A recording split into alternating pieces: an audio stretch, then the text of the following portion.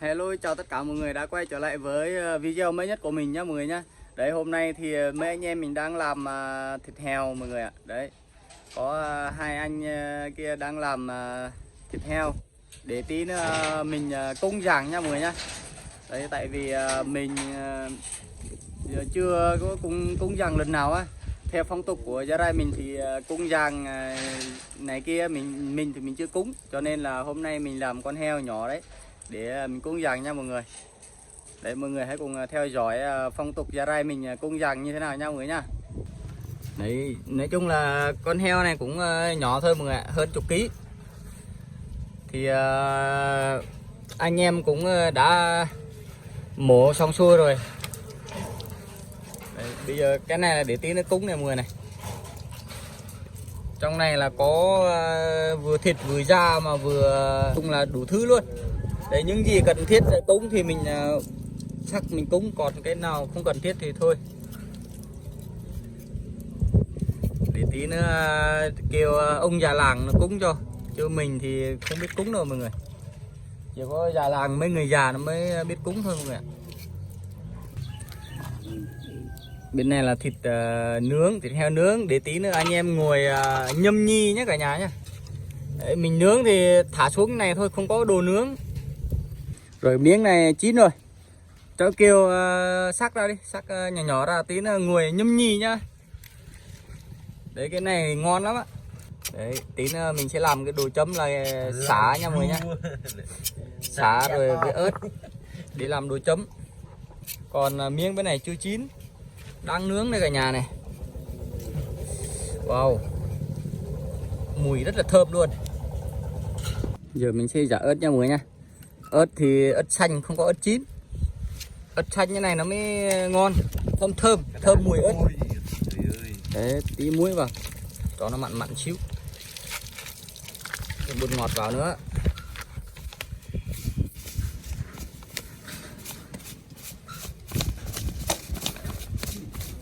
Đấy, thế thôi, đồ chấm của mình thế thôi, tí này giả nát ra là chấm là cực kỳ thơm rồi. Sắc to to xíu chứ, nhỏ thế. Cái này mình nuốt không nổi à. Sắc nhỏ quá ăn đâu có vừa mồm đâu. To to xíu chấm nó mới đã được. Cái nào? Cái này. Tới đây hả? Ừ. Đấy, cái này rất là ngon luôn. Cái này mà chấm muối ớt nữa thì thôi, hết sảy luôn. Cháu kêu đang sắc thịt để tí nữa nấu lên nha mọi người. Mình thì cũng không biết là nấu cách như thế nào nữa, tí nữa để cho mấy đầu bếp nó nấu. Còn xương này chưa chặt này, bộ xương này, nói chung là mấy cái đùi này vẫn còn nguyên luôn. Đấy, heo này hơn chục ký thôi mà. Heo này là heo rừng nữa mọi người ạ, không phải là heo mình đi mua người ta bán ngoài đường đâu. Heo là heo rừng đàng hoàng đây mọi người nha. Đấy, mọi người có thể nhìn như cái chân này này, đúng chất của heo rừng luôn. Heo này rất là ngon.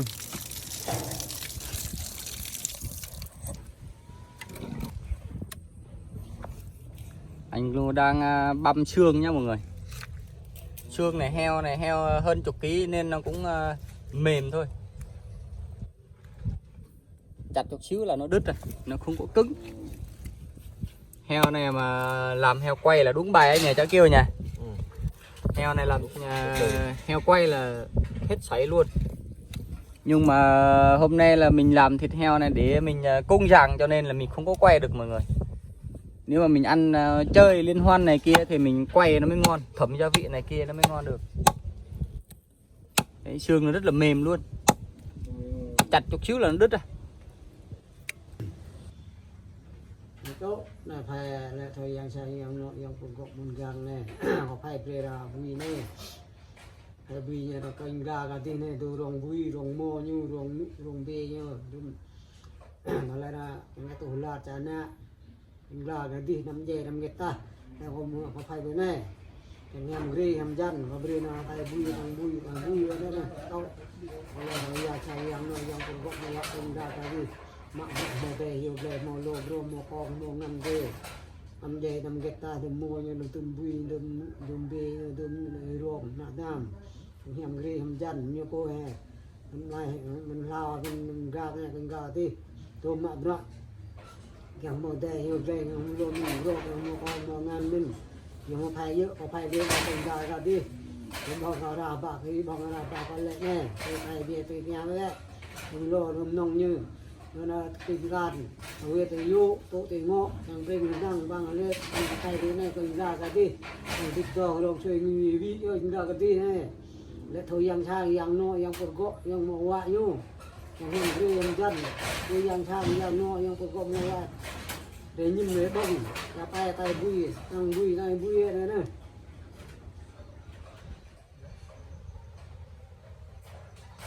không có yêu có bữa chợ có tôm ngặt mình bay cái bố mình gà mình lao cái ra là thế này tôm nương tôm ngặt đoài ngặt đọp cặp trong ngặt đọp cặp tay có phay bên này đang thịt to cái xoay như thế mình ra cả thế nằm dê ra tôm cái tràn nữa chẳng về tôi nhố tôi thì ngó mình đang bằng lên có yêu yang về ba yang yêu tôi gạt có phay bên này tôi có bố bị tôi chạy tôi dê tôi nhà với một nan một doa vô cảnh ra cái đi nó có yêu bờ nước chợ tôm lấy rồi lo nhầm lo lấy rồi đây nằm rất nằm hết đâu để thôi yang sang yang độ nó còn gõ mồ vạ nhá yang về ra yang dục đồ bắt có phải cái này cái hiểm ghê hiểm chắn mới nó chó cái chỉ ta phải lệ yang tại chế yang tiêm nó có yêu là yang tự định đồng cho ta ra nó tung đồng ba yang lo nó yang đi chữ gì kia yang nắp chữ tân thôi tung kêu yang đó nó yang đi yang đi tung có phải yêu bờ nước chợ tôm tung chữ tung đan thôi tung ngắt tay đi luôn ngắt tay đi bố để nhìn để bông người kia người tạo về em dân người ra tí này đâu phải về mình qua đi từ đây đi từ lan nhà một lan mở cho phải về là bùi đi sang như này nhưng mà phải chứ nó có phải về mình ra tí này là nắm dê nắm ghét ra đùm mò như đùm về như đùm bùi đùm nụ như cái tủ lạt tràn nhạ về còn đùm mò cũng đã cắt cần răng lên đâu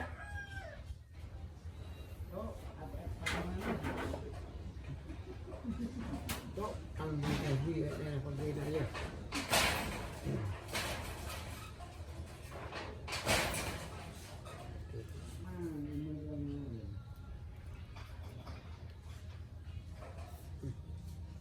đó có đại gia mình lo tôm tên này cũng lo mình lo tên rất là nhiều hai tên này yang sang yang nội chúng ta phải tính những cái chân bùi cái này này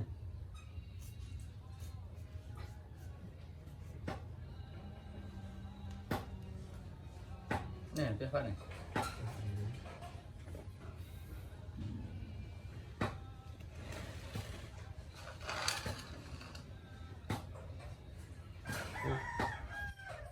này những bông riêng dạng như lâu anh dạng như thế mình ra cái tình nhầm riêng chân nắm dây tao đùm lon nên vì nụ như về nhá rồi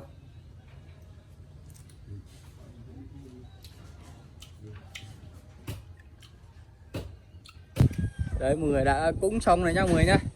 Đây hồi nãy ông già làng cũng qua cúng cho mình xong rồi. Đấy mọi người nghe có hiểu gì không? Mà mình còn không hiểu là cúng cái gì nói cái gì luôn á.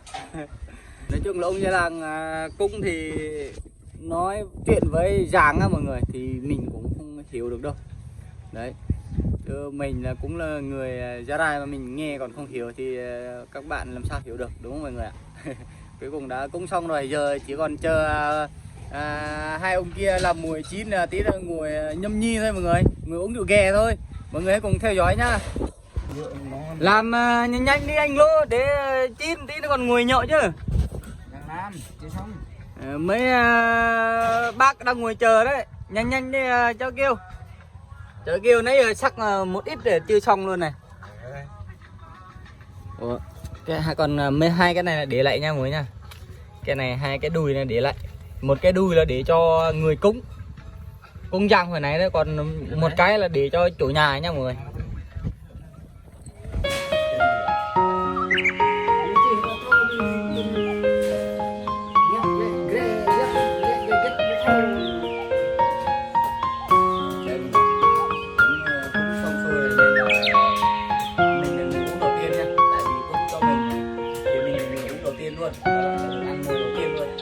tiên nha cả nhà. Ưu tiên cho chủ nhà. Chủ nhà uống trước. Chủ nhà uống trước. Để cả nhà uống.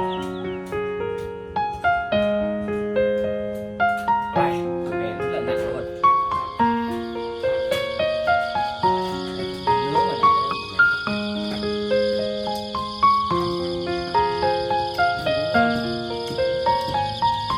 Bưng nha hả?